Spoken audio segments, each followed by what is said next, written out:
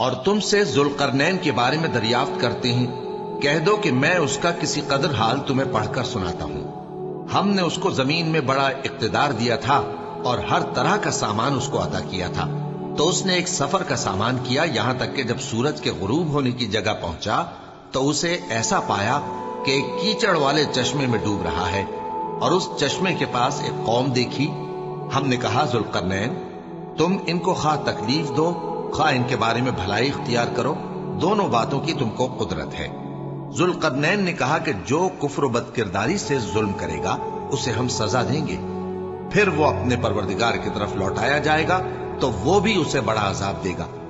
اور جو ایمان لائے گا اور عمل نیک کرے گا اس کے لیے بہت اچھا بدلہ ہے، اور ہم اپنے معاملے میں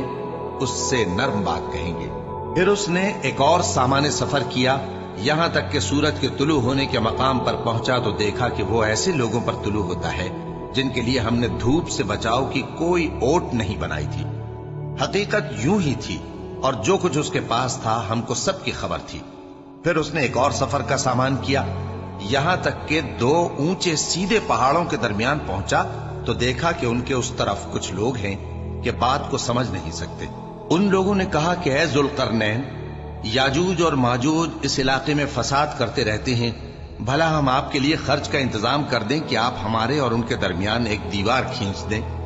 ذوالقرنین نے کہا کہ خرچ کا جو مقدور اللہ نے مجھے بخشا ہے وہ بہت اچھا ہے، تم مجھے قوت بازو سے مدد دو، میں تمہارے اور ان کے درمیان ایک مضبوط رکاوٹ بنا دوں گا۔ تم لوہے کے بڑے بڑے تختے میرے پاس لاؤ۔ چنانچہ کام جاری کر دیا گیا، یہاں تک کہ جب اس نے دونوں پہاڑوں کے درمیان کا حصہ برابر کر دیا اور کہا کہ اب اسے دھوکو، یہاں تک کہ جب اس کو دھونک دھونک کر آگ کر دیا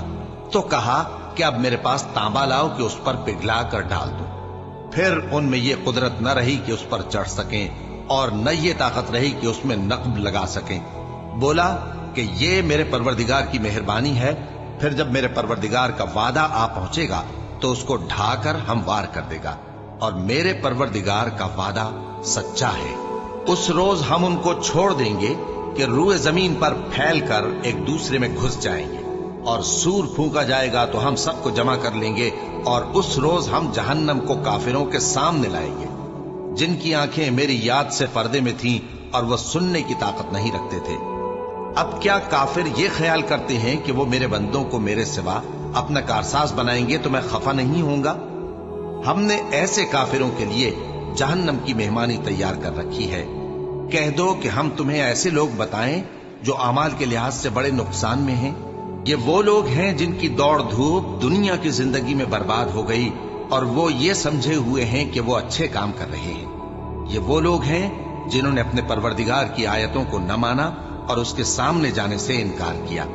تو ان کے اعمال ضائع ہو گئے، سو ہم قیامت کے دن ان کے لیے کچھ بھی وزن قائم نہیں کریں گے۔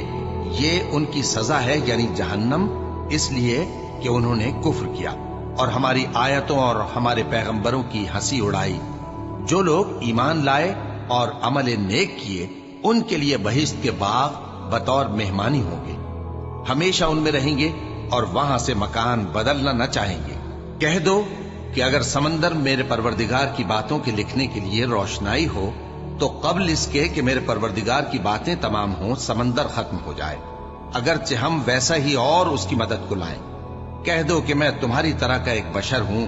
البتہ میری طرف وہی آتی ہے کہ تمہارا معبود